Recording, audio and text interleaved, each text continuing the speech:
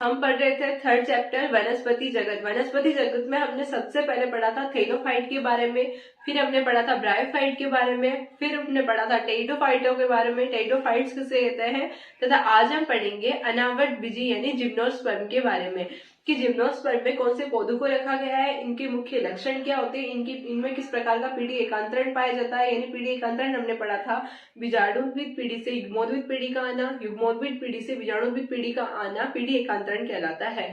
तो हम ये सारा इसमें निषेचन किस प्रकार से होता है ये सब हम आज की क्लास में पढ़ेंगे। हमने पिछली क्लास में टेरिडोफाइट्स के जो पीढ़ी एकांतरण पाया जाता है हमने उसके बारे में पढ़ा था। यानी हमने सबसे पहले पढ़ा था बीजाणुद्भिद अवस्था के बारे में। बीजाणुद्भिद प्रावस्था कैसे होती है, बीजाणुद्भिद प्रावस्था में क्या होता है, बीजाणु पर्ण होती है, बीजाणु पर्ण के नीचे सोराई पाई जाती है, यानी कि बहुत सारे ये बीजाणु पर्ण हो गई। बीजाणु पर्ण के नीचे निचली सतह पर अधर सतह पर बहुत सारी मात्रा में बीजाणु मातृ कोशिकाएं पाई जाती है। इसको ग्रुप में हम सोराई कहते हैं। बीजाणु मातृ कोशिकाएं 12 से 16 होती है संख्या में, तथा ये प्रस्फुटित हो जाती है यानी कि फूट जाती है, अलग अलग जगह पे गिर जाती है, वहां पे नया पौधा उग जाता है। फिर हमने पढ़ा था युग्मोद्भिद प्रावस्थाओं के बारे में। युग्मोद्भिद प्रावस्थाओं के बारे में हमने पढ़ा था कि जो नर युग्मक होते हैं वो पुंगों का निर्माण करते हैं, मादा युग्मक होते हैं वो अंडाणुओं का निर्माण करती है। उसके बाद में हमने पढ़ा था कि जो प्रोथेलस नामक संरचना होती है, प्रोथेलस नामक संरचना जो उभयलिंगी होती है उसमें ही नर तथा मादा युग्मोद्भिद नर तथा मादा युग्मक होते हैं उनका निर्माण होता है, वो पुंगों और अंडाणु का निर्माण करते हैं। निषेचन के लिए जल की आवश्यकता होती है। जो मादा जो कोशिकाएं होती है, जो बीजाणु मात्र कोशिकाएं होती है, उसकी जो फ्लास्क की आकृति की होती है तथा उनकी गर्दन तिरछी होती है। जो ऊपरी वाली सतह पर होती है ये कोशिका, यानी कि हमने ये पढ़ा था कि बीजाणु मात्र कोशिकाएं इस प्रकार की होती है। जो यहाँ की जो कोशिकाएं होती है वह जब अंडाणु परिपक्व हो जाते हैं तो यहाँ की कोशिका होती है वो गल जाती है, टूट जाती है तथा मेलिक अम्ल का स्राव कर देती है।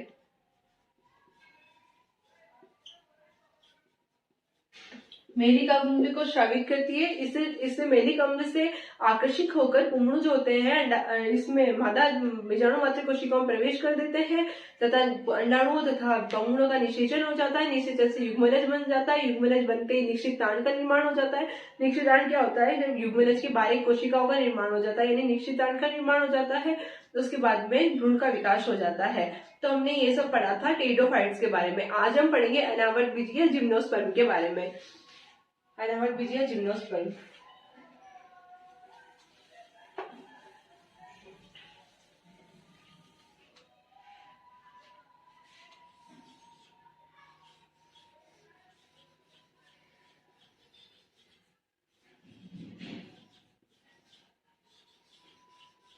इसको हम इंग्लिश में बोलते हैं जिम्नोस्पर्म। जिम्नो यानी नग्न,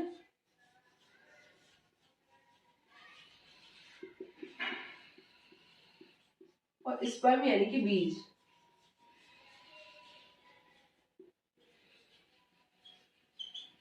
तो हम जो ये अनावर्तबीजी होता है जिसको हम जिम्नोस्पर्म बोलते हैं, इसका मतलब ही यही होता है कि जिम्नो यानी कि तो नग्न हो गया, स्पर्म यानी कि बीज हो गया।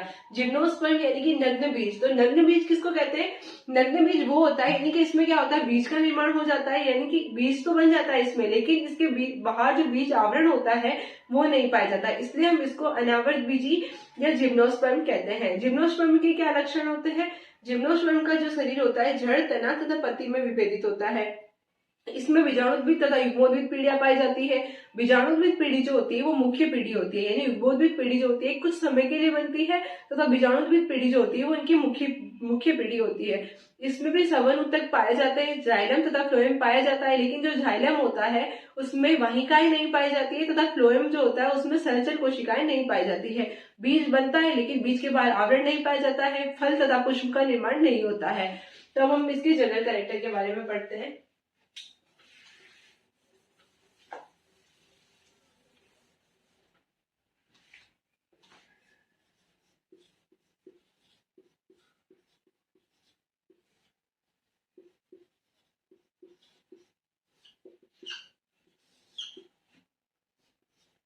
अनावर्तबीजी में इनको नग्न बीज कहते हैं।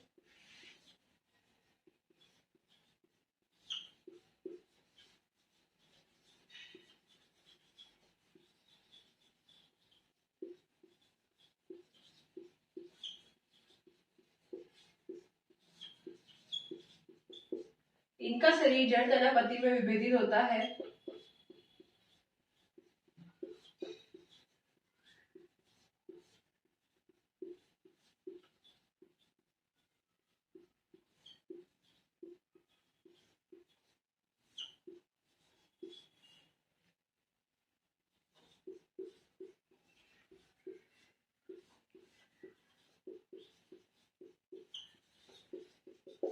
इसमें युग्मोद्भिद तथा बीजाणुद्भिद पीढ़ी पाई जाती है। युग्मोद्भिद पीढ़ी जिसमें युग्मकों का निर्माण होता है, बीजाणुद्भिद पीढ़ी किसको बोलते हैं, जिसमें बीजाणुओं का निर्माण होता है।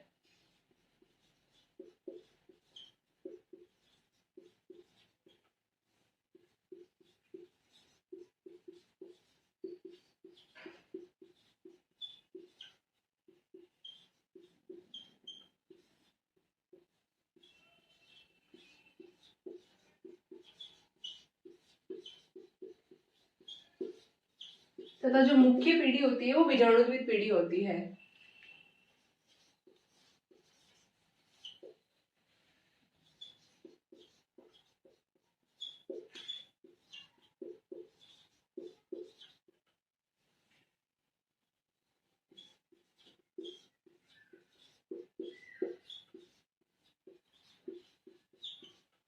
इसमें सभी ऊतक पाए जाते हैं।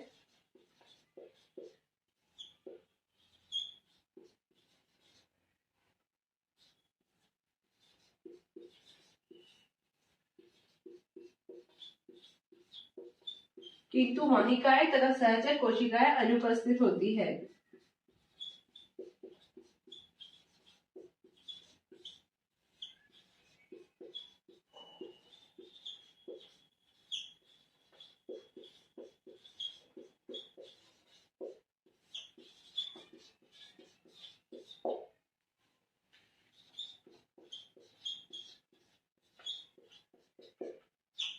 इसमें नर तथा मादा युग्मक बनते हैं। नर तथा मादा युग्मक जो बनते हैं वो शंकु या स्पोरोफिल के प्रकार में बनते हैं, यानी कि जो नर युग्मक बनते हैं वो शंकु के प्रकार के होते हैं तथा मादा युग्मक होते हैं वो भी शंकु के प्रकार के होते हैं। तो इसमें नर तथा मादा युग्मक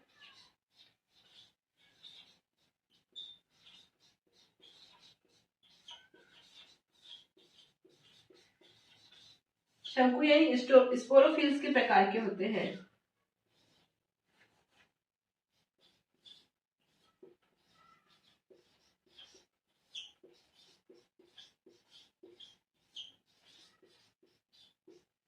नर युग्मक जो बनते हैं उसको हम लघु बीजाणु कोशिकाएं कहते हैं तथा जो मादा युग्मक होते हैं उसे महाबीजाणु यानी इसको हम सूक्ष्म बीजाणु तथा इसको महाबीजाणु धानिया में ये बनते हैं। इनमें निषेचन जो होता है, निषेचन में बीजाणुद्भिद युग्मोद्भिद दोनों पीढ़ियां पाई जाती है।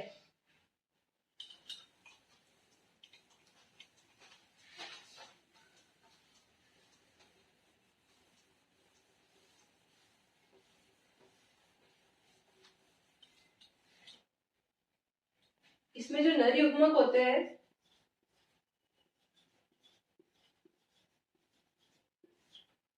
पुंगड़ों का निर्माण करते हैं, मादा युग्मक अंडाणुओं का निर्माण करती है।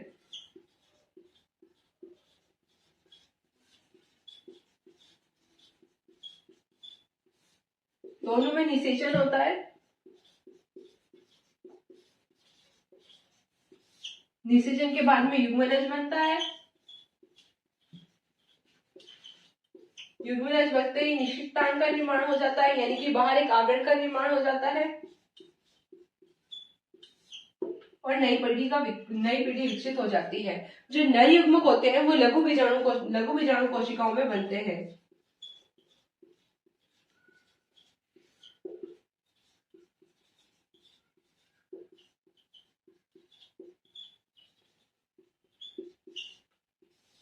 लघु या सूक्ष्म में बोल सकते हैं तथा मादा युग्मक जो बनते हैं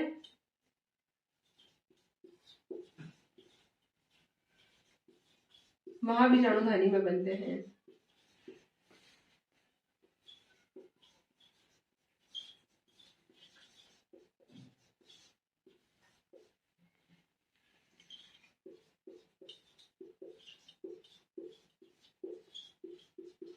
नर युग्मक जो होते हैं परागकणों के द्वारा इधर मादा बीजाणुधानी पर गिर जाते हैं तथा मादा बीजाणुधानी में क्या होता है, जो अंडाणु होते हैं उससे आकर्षित होकर युग्मन निषेचन हो जाता है। निषेचन के बाद में नई कोशिकाएं बन जाती है, युग्मनज बन जाता है। युग्मनज के बाद में निषिक्तांड का निर्माण हो जाता है तथा युग्मोद्भिद पीढ़ी का वापस विकास हो जाता है। इस प्रकार से इसमें निषेचन पाया जाता है। अब हम पढ़ेंगे इनका आर्थिक महत्व क्या होता है।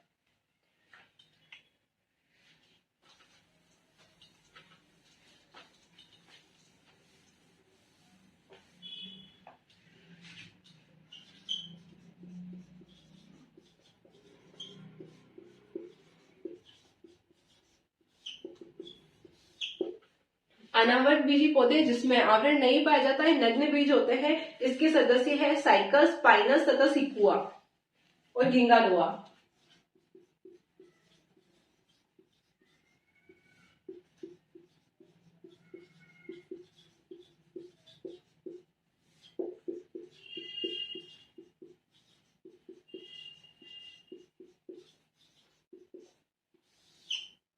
इनका उपयोग हम सजावट के रूप में भी करते हैं, यानी जो इस साइकस जो होते हैं, सिकुआ होते हैं, गिंगा बायोलोबा होता है, इनका उपयोग हम सजावट के रूप में, यानी इनके जो पौधे होते हैं उनको हम सजाने के लिए भी उपयोग में लेते हैं।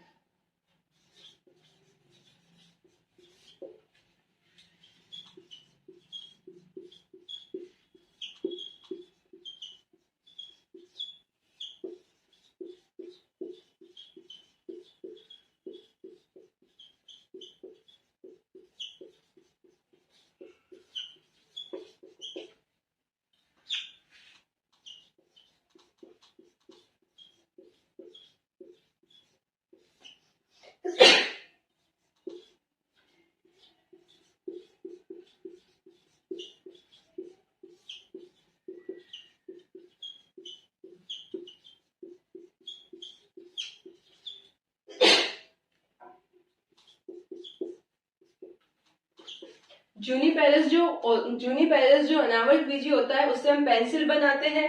साइकस, सिकुआ तथा गिंगो बायोलोबा का उपयोग हम सजावट के रूप में करते हैं तथा इनका उपयोग औषधि बनाने में भी किया जाता है। इफिड्रा नामक जो पादप होता है उससे इफिड्रिक नामक औषधि बनाई जाती है।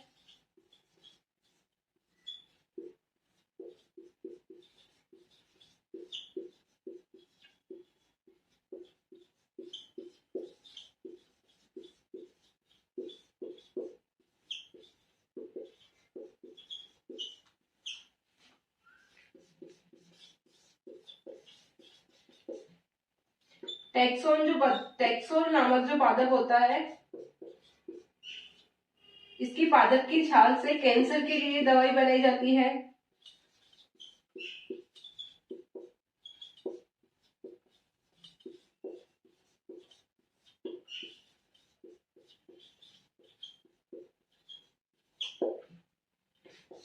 साइकस जो है, साइकस से साग प्राप्त किया जाता है। साग से यानी साबुनदाने भी बनाए जाते हैं।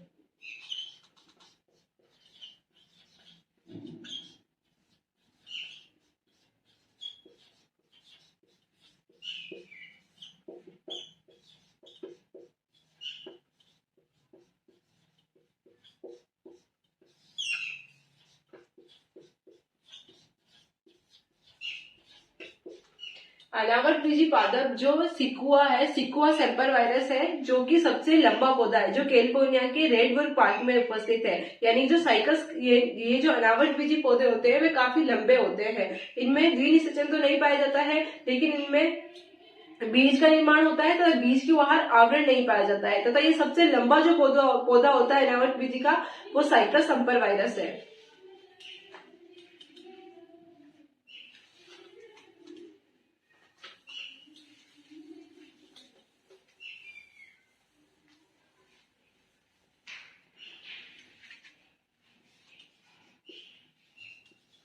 विश्व का सबसे लंबा पौधा